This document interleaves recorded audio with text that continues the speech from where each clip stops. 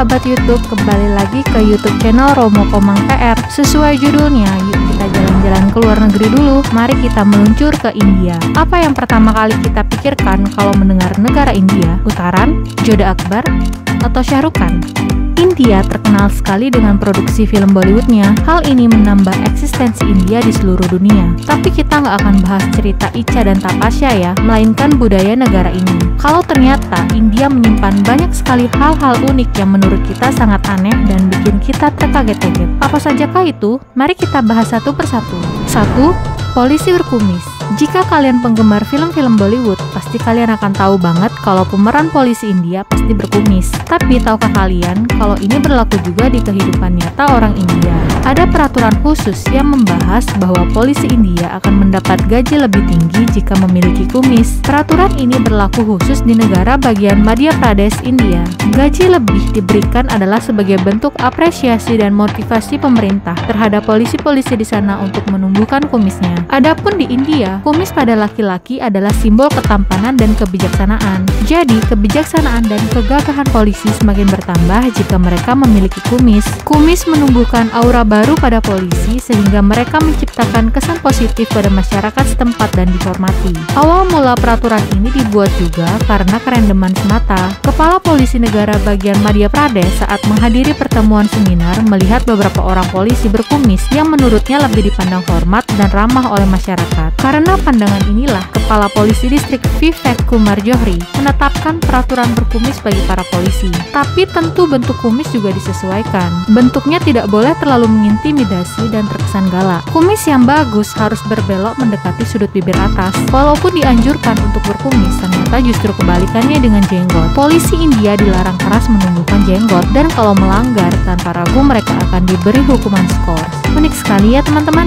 2. Dokter gigi dan THT kaki lima. Kalau biasanya kita mendengar kaki lima, biasanya ditujukan kepada para pedagang makanan gerobakan di pinggir jalan, tapi beda dengan di India. Seorang pria bernama Bugs di wilayah Bangalore membuka praktek giginya di pinggir jalan sejak tahun 2001. Bersama adik, anak, dan keponakannya, Bugs menjalankan praktiknya dengan membuat dan memasang gigi palsu untuk 20 pasien setiap hari. Mengabaikan bisingnya suara mesin bus dan orang-orang yang melihat karena penasaran, dokter gigi kaki lima ala Bugs menggerakkan tangannya ke mulut pasien. Ia memasang satu set gigi palsu seharga $12 dengan bangku plastik, cermin, dan bingkai kaca tempat memasang gigi palsu. Bugs merupakan satu dari ratusan dokter gigi yang mendapat lisensi cukup cepat. Ini merupakan upaya pemerintah untuk memodernisasi India. Pria berusia 54 tahun ini sengaja tidak membuka klinik khusus. Dia bermaksud memberikan layanan kepada kelompok tidak mampu, karena jika ditinjau dari kemampuan ekonomi negara India, negara ini tergolong negara yang miskin. Sehingga banyak sekali masyarakat yang tidak mampu untuk pergi ke dokter karena tidak memiliki uang. Dengan latar belakang ini,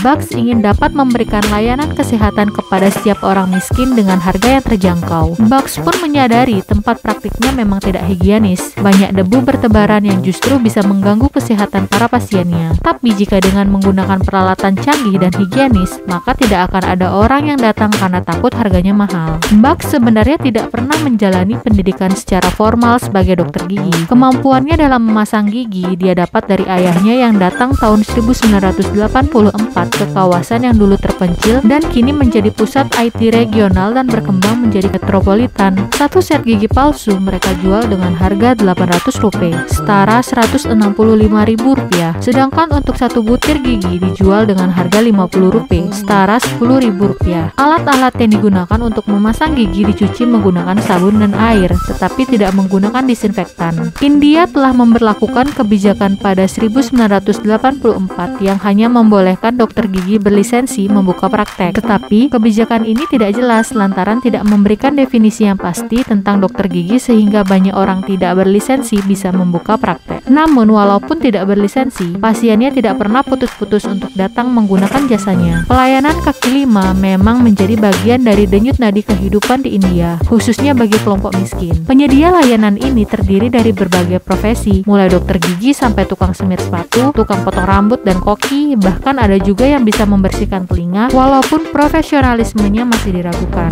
3. porsi makan hajatan yang luar biasa. Buat kalian yang porsi makannya sebakul, tapi kalau kondangan makannya didikit-dikitin karena malu ambil banyak, nah kalian wajib nih nambah teman India. Lumayan kan kalau mereka punya acara terus kita diundang karena tamu adalah raja di sana. Bisa jadi raja ratu sehari kita di sana. Cara makan kondangannya beda banget sama orang Indonesia. Belum lagi malu ambil banyak-banyak karena takut digosipin orang belakang kan. Kalau di India, kalian tinggal duduk santai, nanti para kokinya yang akan menyiapkan makanannya ke piring kalian. Piring yang digunakan juga lebar banget, jadi muat banyak. Jadi kalau makanan kalian sudah habis yang di piring, maka akan disendokkan lagi berkali-kali sampai kalian benar-benar puas. Nikmat banget kan makanannya. 4. Dilarang ada pintu di kampung Shani Signapur. Terletak di distrik Ahmednagar, negara bagian Maharashtra, India. Masyarakat desa Shani Signapur saat ini masih memegang teguh tradisi mereka yang tidak memasang pintu pada bagian rumahnya. Di sana, kamu hanya akan menemui kusen pintu atau tirai yang menutupi ruangan-ruangan tertentu. Bukanlah tanpa alasan, masyarakat desa Shani Signapur tidak memasang pintu di rumah mereka. Menurut kepercayaan masyarakat setempat, Dewa Shani mengawasi rumah-rumah dan melindungi mereka dari segala bentuk kejahatan.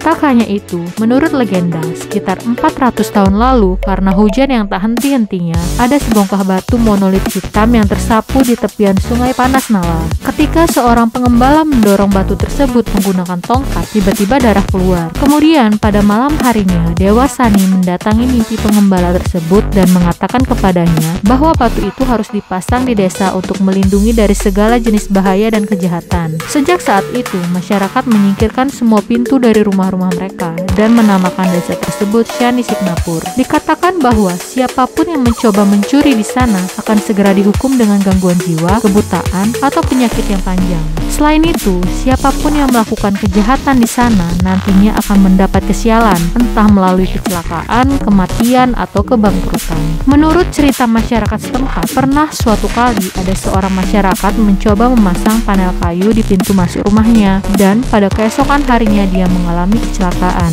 Jika seseorang tidak jujur atau mencoba untuk mencuri di desa, orang itu tidak akan dapat melarikan diri dari hukuman Dewa Shani dan dia akan menanggung akibat dari tindakannya. Kepercayaan masyarakat Shani Signapur itu tidak hanya membuat penduduk di sini tidak memasang pintu di rumah mereka, tetapi juga di beberapa tempat lainnya seperti hotel, kantor, kepolisian, bahkan bank. Khusus untuk bank, mereka memasang pintu namun tidak dikunci untuk menghormati kepercayaan itu, sehingga menjadi bank satu-satunya yang tidak pernah dikunci di dunia. Selama bertahun-tahun, desa tersebut juga tidak memiliki kantor polisi karena tindak kejahatan di sana sangat kecil. Hingga 2010, tidak ada kasus pencurian atau perampokan. Namun, baru-baru ini ada beberapa keluhan seperti pencurian uang, perhiasan, dan barang-barang lainnya. Insiden kecil terkadang tidak dilaporkan karena ekonomi desa berpusat di kuil, dan laporan semacam itu dapat merusak reputasi serta tradisi desa.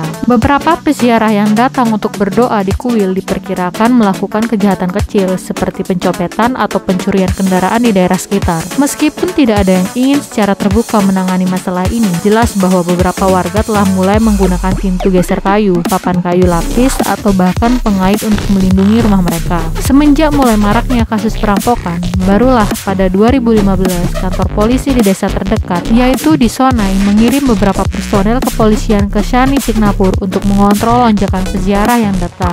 Shani Signapur sendiri telah menjadi situs ziarah yang semakin populer di India. Saat ini ada lebih dari 40.000 pengunjung setiap harinya. Apalagi di sana terdapat beberapa upacara khusus dan pameran yang diselenggarakan oleh masyarakat setempat. Nah, sekian dulu guys untuk budaya-budaya unik dari India. Gimana menurut kalian? Tertarikkah kalian untuk datang? Tetapi tetap ya teman-teman, walaupun mungkin menurut sebagian dari kita itu aneh, tapi belum tentu aneh juga bagi orang lain. Sudut pandang setiap orang berbeda tergantung lingkungan juga ya. Jadi mari menghargai tanpa mengkritik setiap budaya berlebihan.